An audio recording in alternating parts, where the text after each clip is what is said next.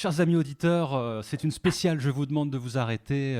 C'est Cyril, entouré de l'équipe, Philippe et Laurent. Bonjour les amis. Salut à vous. Bonjour. Et nous avons la chance d'accueillir dans cette émission spéciale, je vous demande de vous arrêter, Monsieur Gérard Lanvin, car il va se produire au Magic Mirror du Havre le 2 novembre 2023 à 20h.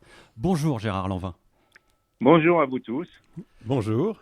Bonjour. Alors, comme on l'a dit, on est ravis de vous accueillir. Merci de nous consacrer du temps. Vous avez sorti votre album Ici-bas avec votre fils Manu Lanvin. Donc, c'est le chanteur qui, aujourd'hui, est reçu dans cette émission.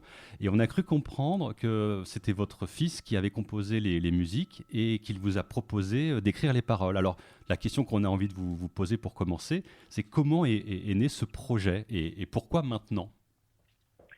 Alors, ce projet, il est né il y a 2 ans, pendant le Corona. En fait, le Corona nous a bloqués tous dans nos marques. Hein. On ne pouvait plus sortir, on ne pouvait plus fréquenter personne. Et nous, les artistes, entre guillemets, notre aventure humaine, elle est faite avec les autres. Il se trouve qu'avec Manu, nous n'avions jamais partagé de moments artistiques et il m'a proposé, au lieu de perdre du temps, d'en gagner et de se retrouver tous les deux dans un studio qu'on a et qui s'appelle La Chocolaterie à Montmartre pour créer cet album. Il avait 10 musiques prêtes. Il m'a demandé d'amener mes notes, mes intentions, mes manières de dire et ensemble nous avons composé cet album qui est devenu très populaire puisqu'il n'est pas loin d'être disque d'or aujourd'hui et finalement, on a été invités dans tous les festivals d'été. On a joué devant des milliers de gens réunis, évidemment, en totalité, ça fait beaucoup de monde. Et ça nous a permis de nous faire reconnaître comme un groupe, parce qu'il ne s'agit pas d'être reconnu comme un chanteur, mais comme un groupe qui apporte de l'émotion et aussi de la réflexion et aussi de la musique et aussi du partage à tous ces gens qui ont la gentillesse de venir nous voir. Mais vous n'aviez jamais pensé à le faire il y a quelques années, à le faire bien avant, cet album ? Non, c'était... moi, j'avais aucune velléité de faire ce genre d'exercice artistique. Je me suis jamais même posé la question. C'est les circonstances qui ont décidé du bien, et comme toujours. En fait, Manu a eu le temps, parce que Manu est quelqu'un qui joue beaucoup, qui fait énormément de dates en tant que musicien avec son groupe le Devil Blues. Il se trouve que là, tout le monde était à l'arrêt. Ça nous a permis d'imaginer de faire quelque chose ensemble. Mais au départ, on l'a fait pour nous. On l'a fait pour savoir si on pouvait faire quelque chose ensemble. Et puis, j'ai écrit une chanson, lui a fait la musique. On l'a mis sur les réseaux, Manu l'a mis sur les réseaux, qui s'appelle Entre le dire et le faire et qui a fait 4 millions de vues. Donc, ça nous a donné du courage pour la suite. Justement, en parlant de cette chanson, d'une manière générale, votre album est très engagé et vous faites un portrait au vitriol de notre société. Faut-il être aussi pessimiste et comment voyez-vous le monde de demain ? Je vois pas le monde de demain avec ce qui se passe. J'ai eu raison d'être pessimiste, croyez-le. Et c'est pas un album d'énervé ou de contestataire. C'est un album qui propose des solutions à ma manière, c'est-à-dire de la fraternité, de la réflexion, et puis qui traite de tous les constats que j'ai pu faire en l'an 20, L'1N, le chiffre 20, qui aujourd'hui, malheureusement, perdure. C'est-à-dire un monde qui est pas loin d'être dans une difficulté majeure grâce à la folie des hommes, grâce à leur manque de tempérament à vouloir la fraternité, alors que la vie est si belle quand elle se passe bien entre nous tous. Ça, c'est clair. Donc l'amour est plus fort que les croyances. L'amour est plus fort que les croyances. Il faut en tout cas avoir cette envie-là. Après, les croyances sont nécessaires. Toutes les croyances sont nécessaires. Toutes les formes de religion sont nécessaires. Ce qui n'est pas forcément nécessaire, à mon avis, pour que ça perdure, tout ça, c'est l'extrémisme. Donc le problème, on le connaît tous. On ne va pas en discuter. On ne va pas refaire le monde. Il est comme ça. Vous savez, il y a des vieux cons médaillés de partout sur leur veste qui n'ont jamais été faire une guerre et qui envoient les jeunes se faire massacrer. Donc le problème, encore une fois, c'est de parler de tout ça il se trouve que j'en ai parlé il y a 2 ans avec certaines réflexions que j'avais et que ça perdure aujourd'hui. Coluche a inventé les restos du cœur et il perdure aujourd'hui. Voilà, il n'y a aucun progrès de fait dans quoi que ce soit. Donc, il faut s'adapter et se dire qu'on a une mission, c'est de dénoncer aussi, de parler, de dire, de faire, comme le font la plupart des chanteurs. Quand on voit que les chansons de Bertignac, autant que ceux d'Aubert avec Téléphone, etc., La Bombe Humaine, ça joue encore, Argent trop cher, ça joue encore. Enfin, je veux dire, il y a une émotion particulière à pouvoir dire des choses, et si elle perdure dans le temps, eh bien, que les gens les écoutent. Alors finalement, Gérard, pour faire référence à une de vos chansons dans votre album Ici-bas, est-ce que votre héroïne, finalement, c'est pas votre raison de vivre ? Mon héroïne à moi, c'est l'amour. C'est, si vous voulez, le respect des autres, le respect des valeurs humaines. Moi, c'est ça mon héroïne. Si vous voulez, le problème, rien ne peut fonctionner s'il n'y a pas le respect des valeurs humaines. Les valeurs humaines, on les connaît tous, hein, elles sont simples à comprendre. Donc, moi, c'est ça mon héroïne. Ma vie, elle est heureuse grâce à tout ça, parce que j'ai le respect des autres. Moi, j'ai le respect vis-à-vis des autres, et les autres ont du respect pour moi. Et c'est comme ça que ça fonctionne. À partir de là, je pense que ça peut être effectivement ce qu'on pourrait appeler mon héroïne. Moi, je voudrais parler du visuel de votre album, parce que quand j'ai regardé la première fois la pochette, la première image que j'ai vue, c'est Germinal, ou Gavroche dans Les Misérables. Est-ce que c'est l'image que vous vouliez transmettre, ou est-ce que ça vient d'où cette... Non, moi je suis un forain d'origine. J'ai toujours été habillé d'une façon particulière au rock'n'roll, à ma façon de vivre, à ma façon de me déplacer, de vivre à l'air, à la campagne, etc. Avec Coluche, on portait des casquettes tout le temps. Alors il y a ceux qui mettent des casquettes de baseball, des casquettes américaines, et puis il y a ceux qui mettent des casquettes de Gavroche. Moi je suis un Gavroche, évidemment. Le problème, c'est que j'ai mis une casquette pour avoir la casquette du chanteur. Vous voyez ce que je veux dire ? Pour qu'on oublie peut-être l'identité de l'acteur. Parce que il y a un moment, il faut trouver un costume pour faire les choses. Et je suis du même avis que Florent Pagny, que j'adore et qui est mon pote et à qui je souhaite le meilleur rétablissement possible. Je veux dire, on est dans l'idée de la fringue, du déguisement, de l'émotion, de se montrer sur scène avec une identité. Alors Gérard, musicalement parlant, quand vous faites le feedback un peu de votre vie, vous avez été biberonné par quel style de musique ? Alors vous avez cité Bertignac tout à l'heure, mais c'était quoi les goûts de Gérard Lanvin quand il écoutait de la musique ? Tout le rhythm and blues, hein, de toute façon, The Band, le film de Scorsese, Janis Joplin, en passant par Queen, évidemment, en passant par les Beatles, parce que les Beatles, je les ai connus, moi, j'avais 15 ans, on a reçu les Beatles en pleine gueule. Après, il y a les Rolling Stones, d'ailleurs, qui ont fait un dernier album, là, magnifique, incroyable. Il y a Tina Turner, il y en a tellement.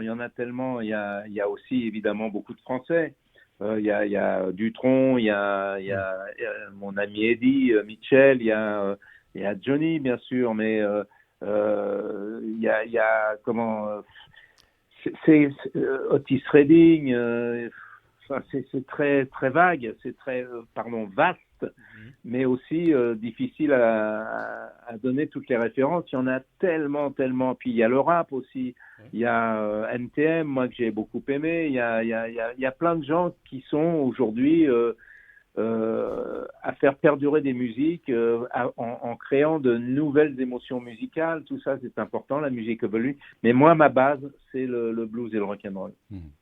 Alors Gérard, on ne peut pas parler de votre album sans parler de votre fils Manu Lanvin, qui est une référence dans la musique en tant qu'auteur, compositeur et interprète. C'est vous qui lui avez transmis cette passion ? Peut-être qu'on lui a transmis cette passion avec sa maman, puisque Jennifer était chanteuse aussi. Elle était la première à faire du disco en France, avec Do It For Me. Elle a vendu des millions de singles.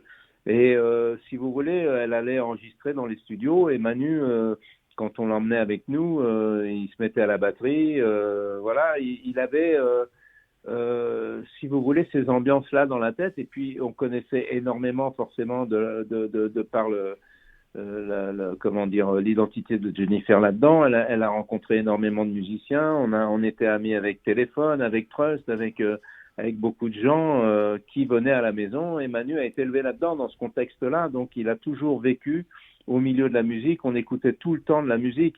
Moi, j'ai fait l'acteur, évidemment, mais c'est pas les acteurs avec lesquels je dînais le soir. Moi, c'était des musiciens. Donc, Manu, il a été élevé là-dedans. Pour faire une prolongation à cette question, il y a deux collaborations dans votre album qu'on a retenues, qui sont Johnny Gallagher, le grand guitariste Johnny Gallagher, pardon, et que j'ai pu voir au Havre d'ailleurs. Il était venu faire un concert au Havre et il était détonnant, c'était incroyable. Et le rappeur, réalisateur et écrivain Abdel Malik. Alors j'ai envie de vous dire, Gérard, 2 salles, 2 ambiances, c'est volontaire ? Oui, bien sûr. Johnny Gallagher, il a été invité par Manu, mais ils jouent souvent ensemble pour une de mes chansons qui s'appelait Entre le dire et le faire, pour me répondre sur une intention. Et puis évidemment, il y a le frère Abdel Malik. C'est un frère, Abdel. C'est un frère d'écriture, un frère de. Je veux dire, c'est quelqu'un que j'aime beaucoup parce qu'il a un discours. Il a l'intention aussi que les gens se rassemblent et non pas se dispersent. Et cette collaboration que j'ai eue avec Abdel Malik, elle a été magnifique aussi. Ils ont répondu présent tout de suite. Donc, c'est assez impressionnant d'avoir, comment vous dire ça, j'ai beaucoup d'admiration pour les gens qui écrivent, moi.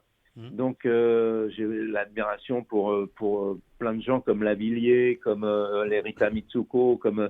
Donc, il y a un moment, Reggiani à l'époque, etc. Donc, il y a un moment où je suis très sensible au fait qu'ils soient venus sans avoir d'a priori. Ils sont venus juste écouter les choses et ont été d'accord tout de suite pour y participer.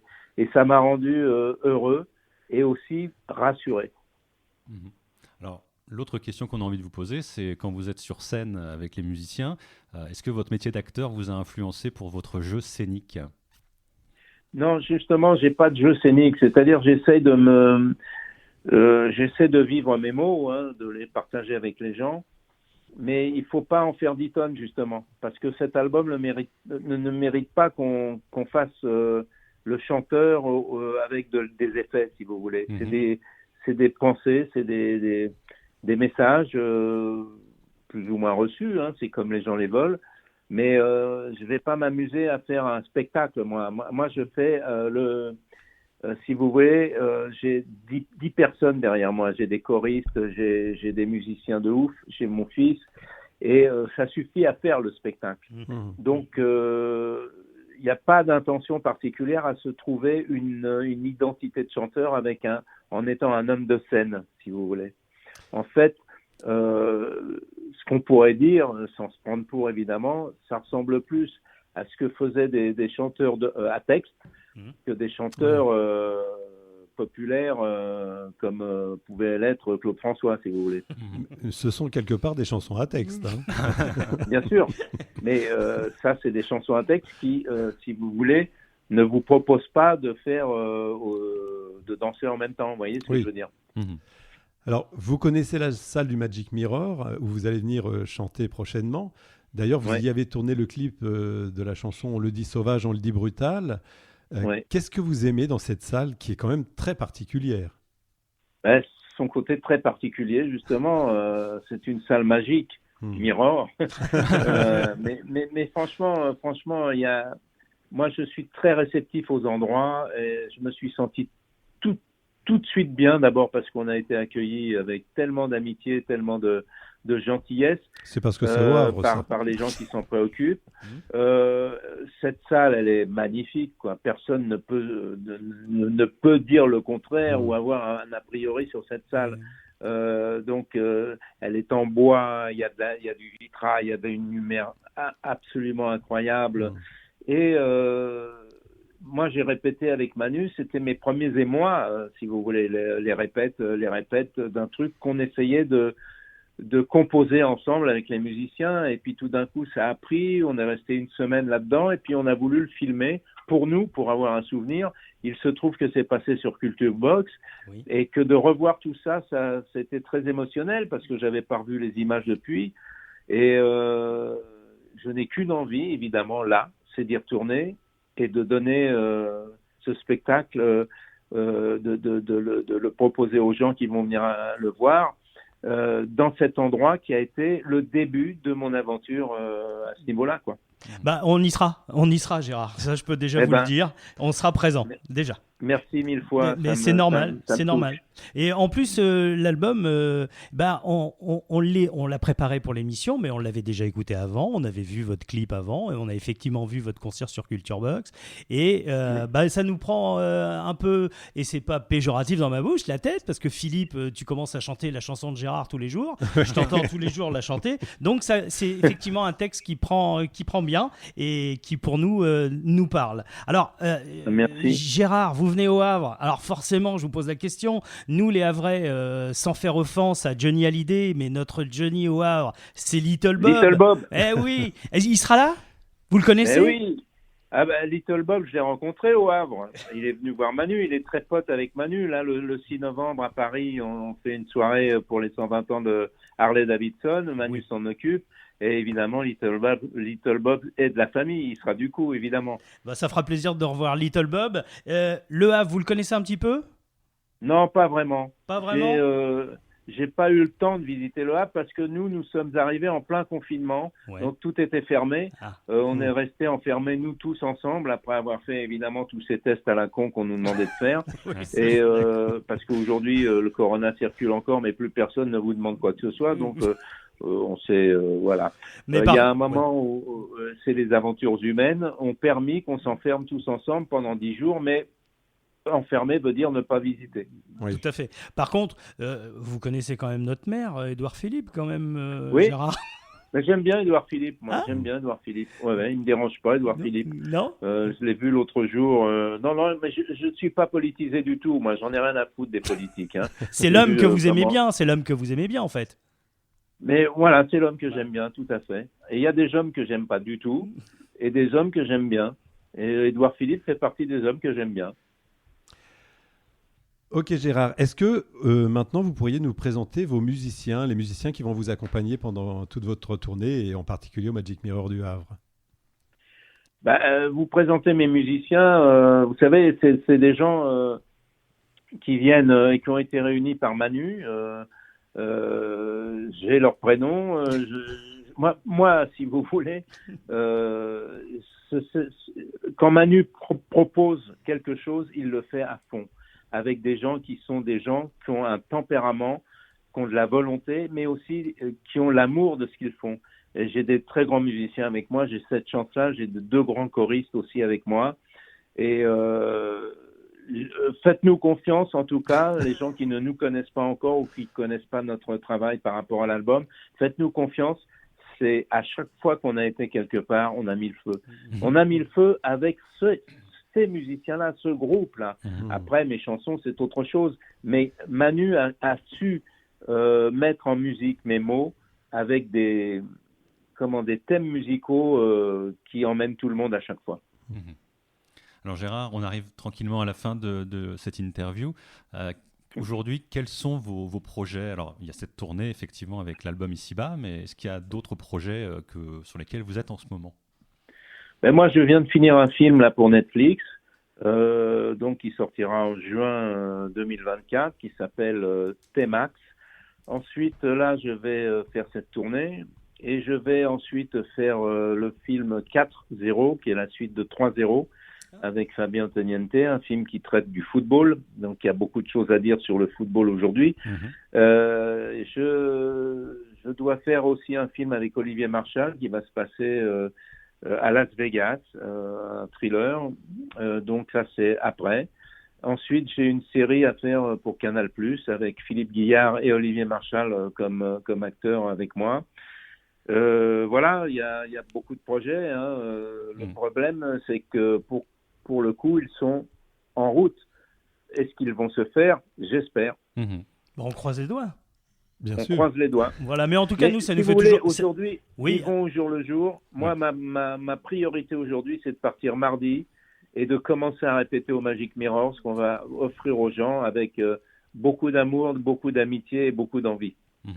Alors Gérard, on pourra vous voir, et parce que vous venez à la rencontre des Havrais, puisque vous serez en signature à la FNAC Coty à partir de 17h30 le 1er novembre, c'est bien ça ? Je ne peux pas vous dire, je ne suis pas au courant de tout. Hein. On vous l'annonce. On vous l'annonce. Mais si ça se trouve, peut-être. On vous le dit, on a vu ça, vous êtes en signature. D'accord. Alors, par contre, on rappelle le concert. Bien Cyril. sûr, le concert, donc, c'est au Magic Mirror le 2 novembre 2023 à 20h. Ouais. C'est au 5 quai Frissard au Havre. Donc n'hésitez pas, mesdames et messieurs, à aller prendre vos places pour applaudir Gérard Lanvin et tous ces musiciens, hein, évidemment, et Manu Lanvin, votre fils. Bien sûr. Sans eux, il n'y a rien. Hein, sans eux, il n'y a rien. Sans vous non plus. On est compteurs. Non, on est compteurs. Sinon, on serait devant un micro comme... Nos exercices d'acteurs savent nous le faire, on serait compteurs. Là, je suis vraiment avec un groupe de ouf. Et je tiens à le dire parce que ça m'éclate de les retrouver tellement. Parce que ça donne aux gens une vraie émotion populaire avec ce qui est écrit. C'est cool. Moi, je voudrais rajouter une petite chose quand même, parce que bon, c'est pas un exercice que vous faites, que vous n'aviez jamais fait, même la chanson. Moi, je trouve que vous avez une voix géniale, quoi. Enfin, moi qui est un peu sensible aux voix, je peux vous garantir que continuez dans la chanson, quoi.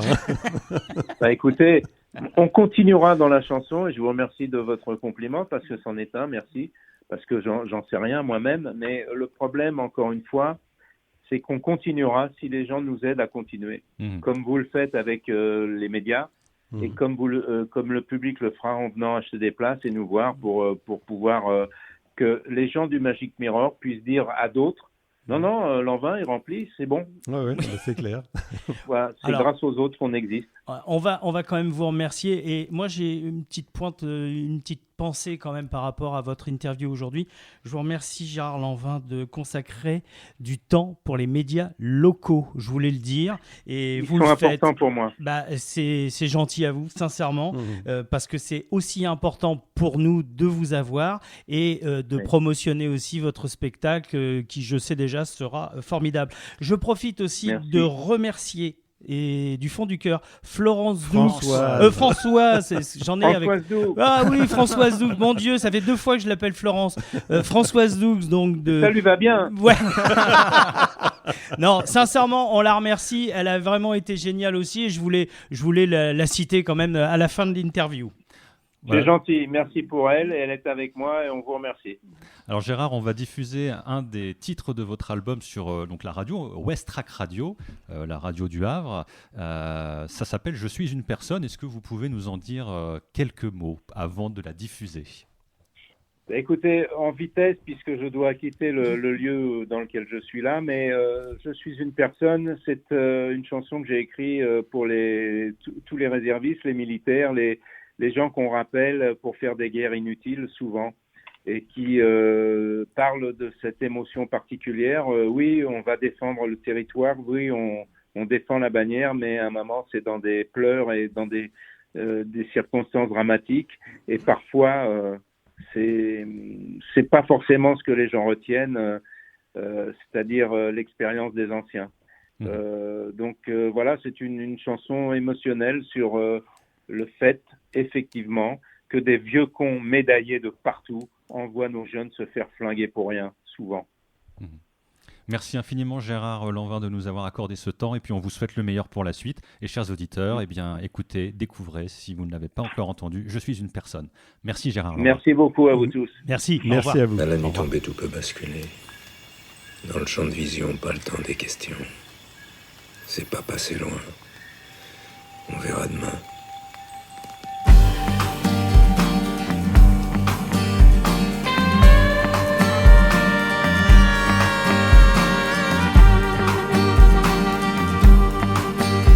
Je suis devenu soldat parce qu'esclaves ou libres nous rendent les combats.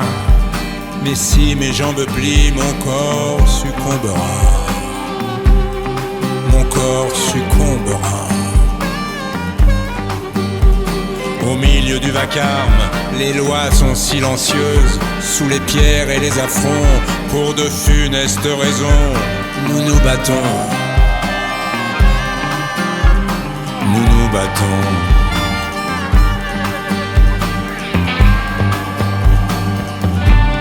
Je suis une personne, mes larmes sont amères.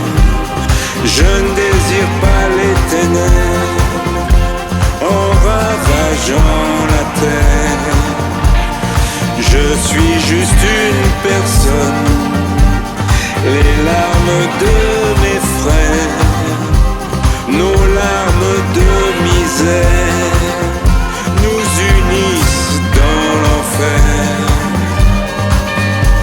Se faire tuer pour vivre, la haine respire le sang. La terre mangera ma chair et boira mon sang, pour que les uns soient esclaves et les autres contents.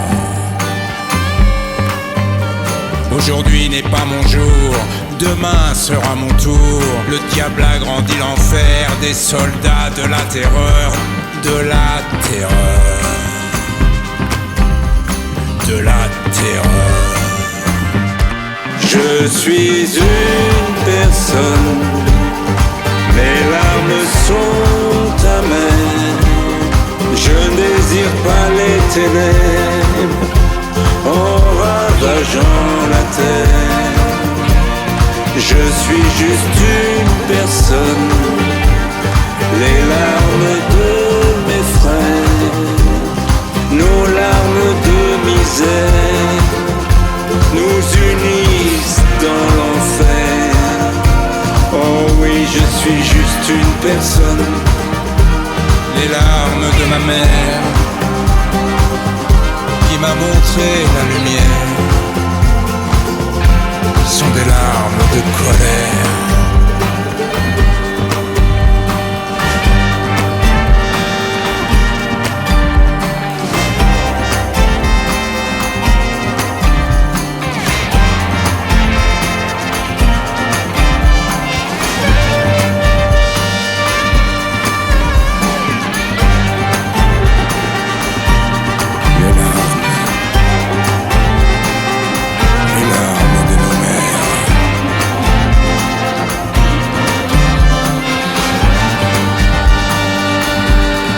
Je suis une personne, mes larmes sont amères. Je ne désire pas les ténèbres en ravageant la terre. Je suis juste une personne, les larmes de mes frères, nos larmes de misère nous unissent dans l'enfer. Oh oui, je suis juste une personne, les larmes de ma mère qui m'a montré la lumière sont des larmes de colère.